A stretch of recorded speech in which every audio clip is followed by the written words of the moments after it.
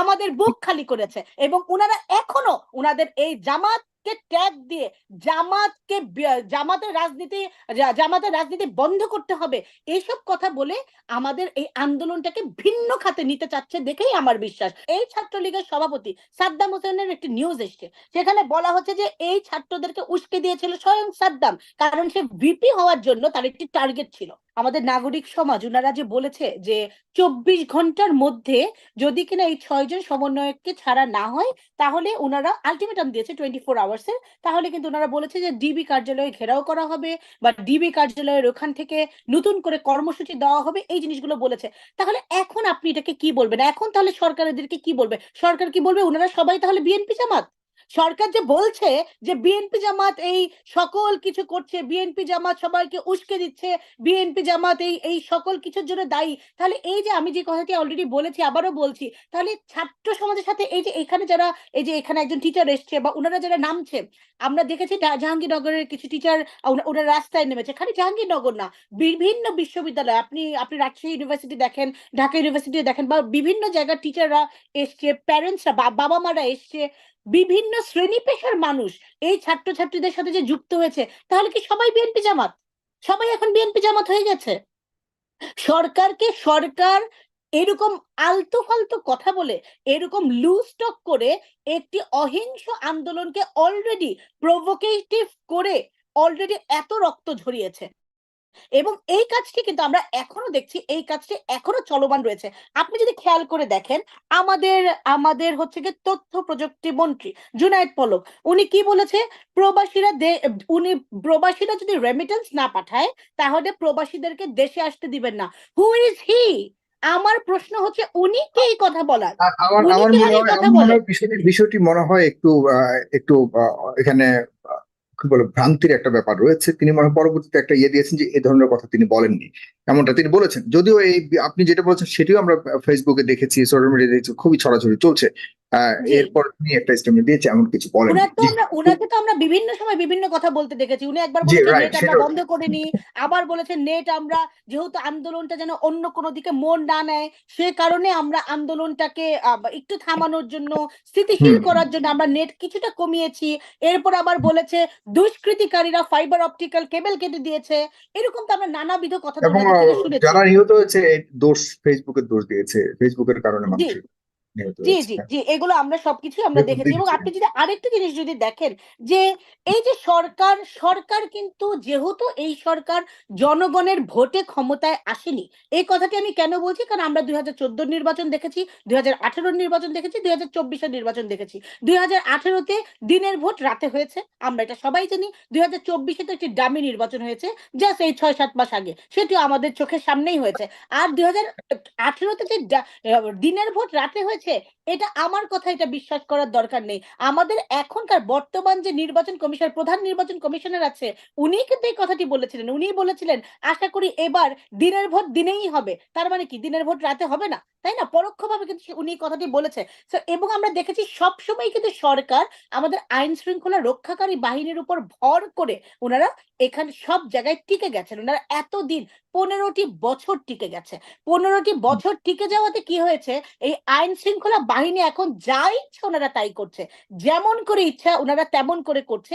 ওনাদের কারণে না সরকারের কোনো অ্যাকাউন্টেবিলিটি আছে, না আমাদের এই ইনস্টিটিউশন গুলোর কোনো অ্যাকাউন্টেবিলিটি আছে।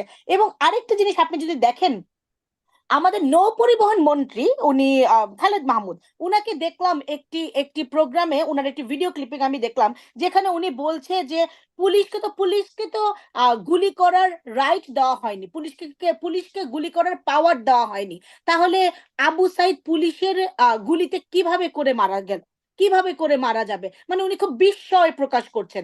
অথচ আবু সাইদ যে এক একটি আনআর্মড একটি ছেলে, যে দাঁড়িয়ে ছিল পুলিশের সামনে এবং তাকে যে পুলিশ গুলি করে ঝাঁঝরা করে দিয়েছে, এটি কিন্তু আমরা লাইভ দেখেছি। এবং এটি আমার যদি ভুল না হয়ে থাকে, মনে হয় যমুনা টিভি তখন লাইভ করছিল। আপনি বলেন তো, আপনি তো নিজে সাংবাদিকতার সাথে আছেন, একটি লাইভ প্রোগ্রামে কি চেহারা টুইস্ট করে দেওয়া যায়, প্রোগ্রামের কি সবকিছুকে এগুলো টুইস্ট করে দেওয়া যায়, কিন্তু সরকারের থেকে কিন্তু আমরা এই কথাগুলোও শুনছি যে এখানে নাকি ছবি বিকৃত করা হয়েছে, ছবি টুইস্ট করে দেওয়া হয়েছে। এবং আপনি যদি পুলিশের এফআইআর এর দিকে তাকান, পুলিশের এফআইআর এ কিন্তু কোথাও বলা নেই যে পুলিশের গুলিতে আবু সাইদ মারা গেছে। সেখানে বরঞ্চ বলা আছে যে দুষ্কৃতিকারীরা চতুর্দিক থেকে গুলি ছুটছিল এবং তারা ইট পাটকেল ছুটছিল, সেভাবে আবু সাইদের মৃত্যু হয়েছে।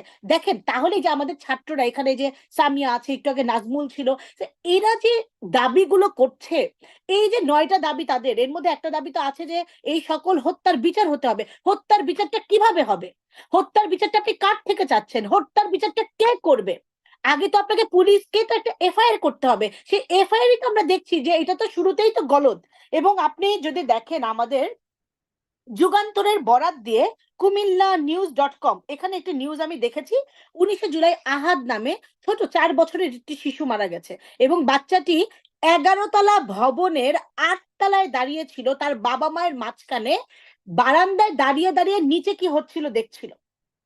সেই বাচ্চাটির গুলি লেগেছে, ডান চোখে গুলি লেগে মাথা দিয়ে ভেদ করে বেরিয়ে গেছে। এটা কিন্তু আমার কথা না, কারণ আমাদের এখন একটি অভ্যাস আছে যে যখনই আমাদের কারোর সাথে কথা না মিলে আমরা তাকে রাজাকার বলি, আর নতুবা আমরা বলি যে উনি গুজব ছড়াচ্ছে। এটি আমার কথা না, আপনি এটি যুগান্তর এবং দি কুমিল্লা নিউজ.কম, সেখানে গেলে আপনি ওদের নিউজটা এখানে দেখতে পাবেন। সো এই জিনিসগুলো, তারপর আবার আমরা দেখেছি 6 বছরের একটি বাচ্চা রিয়া, প্রথম আলোর নিউজ এটা, প্রথম আলোতে লেখা ছিল যে এই বাচ্চাটি যখন কিনা তার বাবা, যখন কিনা এরকম গোলাগুলি শুরু হয়েছে, অস্থিতিশীল একটি অবস্থা হয়ে গেছে, বাচ্চাটি ছাদে খেলছিল, তার বাবা তাকে দৌড়ে আনতে গেছে, কোলে নিয়েছে, তাড়াতাড়ি নেমে আসার জন্য বাচ্চাটির মাথায় গুলি লেগেছে।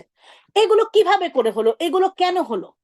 গুলি, এবং আপনি হয়তো জানবেন, আমি 25শে জুলাই, 25শে জুলাই আমাদের আমাদের সাবেক প্রধান নির্বাচন কমিশনার সাখাওয়াত হোসেন, ওনার একটি বক্তব্য, ওনার একটি লেখা আমি পড়ছিলাম প্রথম আলোতে। ওখানে কিন্তু উনি খুব সুন্দর করে, অনেক বড় লেখা, এর মধ্যে আমি কয়েকটি লাইন বলছি, সেখানে উনি খুব সুন্দর করে উনি বলেছেন যে আমাদের পুলিশ বা আমাদের পুলিশকে এই, আমাদের পুলিশের জন্য এই আইনটি সবসময় প্রযোজ্য যে তারা যদি কখনো আত্মরক্ষার জন্য কোনো গুলি ছোড়ে, সেটা হতে হবে রাবার বুলেট, এবং সেই রাবার বুলেটটা হতে হবে কোমরের নিচে, কোমরের নিচ অংশে সেটি বুলেটটি ছুটতে হবে, যেন কিনা সেই ব্যক্তিটি উন্ডেড হয়, কিন্তু সেই ব্যক্তিটি যেন মারা না যায়। তাহলে আপনি বলেন, আমরা যে দেখেছি আমাদের বিভিন্ন সংবাদপত্রে, আমরা যে দেখলাম যে কারোর চোখে গুলি লেগেছে, হাতে গুলি লেগেছে, বুকে গুলি লেগেছে, কানের কাছ দিয়ে গুলি চলে গেছে, এগুলো কি কোনোটাই কি মাথা বা কোমরের নিচের অংশে পড়ে? তা কিন্তু পড়ে না। আপনি দেখেন আওয়ামী লীগ কি করেছে, আমি এখন আওয়ামী লীগের প্রসঙ্গে যদি একটু আসি, আওয়ামী লীগ 15 বছর ক্ষমতায় আছে, তারা তো জি। দক্ষ থেকে দক্ষ হয়ে যাওয়ার কথা, কিভাবে করে একটি আন্দোলন ঠেকানো যায়, এটা তো তাদের বুঝতে পারার কথা। কিন্তু এই আওয়ামী লীগ কি করেছে? আপনি দেখেন আওয়ামী লীগ 26টি তাদের ঢাকা উত্তরের কমিটি ভেঙে দিয়েছে। ভেঙে তো দিতেই হবে, কারণ আওয়ামী লীগে তো এখন আর রাজনৈতিক ব্যক্তি নেই।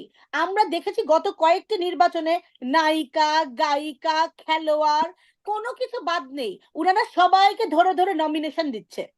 আওয়ামী লীগের এই যে এই দুর্যোগের সময়, এই সময় আমি শুনেছি যে পার্টি অফিসে, আওয়ামী লীগের মতন বৃহৎ রাজনৈতিক দলের পার্টি অফিসে দুপুরে ভাত খাওয়ানোর মতন বলে মানুষ ছিল না কর্মীদেরকে। সো এই জিনিসগুলো তো কিন্তু আওয়ামী লীগের সবচেয়ে বড় সমস্যা কি জানেন? আমাদের স্বাধীনতা যুদ্ধের থেকে এই 2024 পর্যন্ত, আমি যেহেতু জাসদ, জাতীয় সমাজতান্ত্রিক দল, জাসদের সৃষ্টিটা, আমি তখন তখন আমার জন্ম হয়নি, কিন্তু আমি শুনেছি জাসদের সৃষ্টির সেই সময়টা, সেই সময় অনেক কিছু শুনেছি। এবং তখন থেকে এবং এখনকার আওয়ামী লীগের দিকে যদি আমি তাকাই, আমার মনে হয় আওয়ামী লীগের সবচেয়ে বড় সমস্যা হচ্ছে আওয়ামী লীগ নিজেদের আত্মসমালোচনা শুনতে চায় না, শুনতে পারে না, এবং they are very arrogant, they are very very arrogant. এবং এই কারণেই এই যে দেশে কারোর কোনো ভোটিং রাইট নাই, টর্চার হচ্ছে, করাপশন চতুর্দিকে বেড়ে গেছে, এই কারণে আপনার কোনো কিছু আওয়ামী লীগের আসলে কন্ট্রোল নেই। তারা চাচ্ছে যে কোনো মূল্যে, যে কোনো ভাবে এখানে ক্ষমতায় থেকে যেতে। আর জামাত বিএনপির কথা এখন আসি, আমরা দেখেছি যে ওনারা জামাতকে নিষিদ্ধ করার জন্য গতকালকে 14 দল বসেছিল। এবং এই 14 দল যে বসেছিল, 14 দল তখন ওনারা মনে হচ্ছে যে একটা নির্বাহী আদেশ, আজকেও আইনমন্ত্রীর কথা শুনলাম যে নির্বাহী আদেশের মাধ্যমে ওনারা জামাতকে নিষিদ্ধ আগামীকালকে, করো। এখন আগামীকালকে এখন নিশ্চিত। জামাতকে, সত্যি কথা কি, জামাতকে নিষিদ্ধ করুক কি রেখে দেয় কি মানে বসিয়ে খাওয়া, সেটা নিয়ে আমার কিছু যায় আসে না, কারণ আমি ওনাদের ওনাদের ধারের কাছে নাই। বাট দি থিং ইজ, আমি যেটা বলতে চাচ্ছি সেটা আসলে আমার কিছুই যায় আসে না। কিন্তু এই কথাটা তো, এই দাবিটা তো এখনকার দাবি না, এই দাবিটা তো বহু আগের দাবি। এই দাবিটা তো আপনারা এতদিন জিয়ে রেখেছেন, এতদিন করেছেন। এতদিন আপনারা প্রতিবার কি হচ্ছে, যখনই একটি আন্দোলন এসছে, যখনই কোনো রকমের কোনো জায়গা থেকে কোনো প্রোটেস্ট এসছে, আপনারা কি বলেছেন? জামাত বিএনপি কাজটি করেছে, জামাত বিএনপি একটি করছে। এবং এটি করে করে আমাদের কিন্তু ভুলে গেলে চলবে না। 1996-এ কি হয়েছে? 1996-এ এই আওয়ামী লীগ, যে আওয়ামী লীগ এখন আমাদের এই ছাত্রছাত্রীদের আন্দোলনকে বলছে যে এই ছাত্রছাত্রীরা কোনো নিয়মতান্ত্রিক আন্দোলন করছে না, তারা ধ্বংসযজ্ঞ কাজ করছে। এই আওয়ামী লীগ 1996-এ প্রায় 200 দিন হরতাল দিয়েছে এই বাংলাদেশে। বাংলাদেশে আওয়ামী লীগ 200 দিনের মতন হরতাল দিয়েছে, আমরা কিন্তু অর্থাৎ সেগুলো ভুলে গেছি। অসহযোগ আন্দোলন আপা, অসহযোগ আন্দোলন। যে এবং শুধু তাই না, এবং সবচেয়ে মজার ব্যাপার কি জানেন, আওয়ামী লীগের সাথে তখন জামাত জামাত একসাথে ইসলাম। হয়ে ওনারা কিন্তু তখন এই যে আন্দোলনটি করেছিল, তখন ওনাদের মনে ছিল না জামাত কি 1971 আগে নাকি 1996 আগে, কোনটি আগে? 96 তো 71-এর আগে না। তাহলে 1971-এ যাদের বিরুদ্ধে আপনি দাঁড়াচ্ছেন, 1971-এর কাজের জন্য যাদেরকে আপনি 2024-এ আপনি যাদেরকে অ্যাকাউন্টেবল করতে চাচ্ছেন, আপনি 96 আপনি তাদের সাথে একসাথে একই মঞ্চে দাঁড়িয়ে আন্দোলন করলেন কিভাবে? তো আমি যেটা বলবো, আমি আবারও বলছি, আমার জামাত থাকুক কি না থাকুক সেটা নিয়ে আমার কিছু যায় আসে না, কিন্তু আমার কথা হচ্ছে এই মুহূর্তের আন্দোলন হচ্ছে ছাত্রছাত্রীদের আন্দোলন।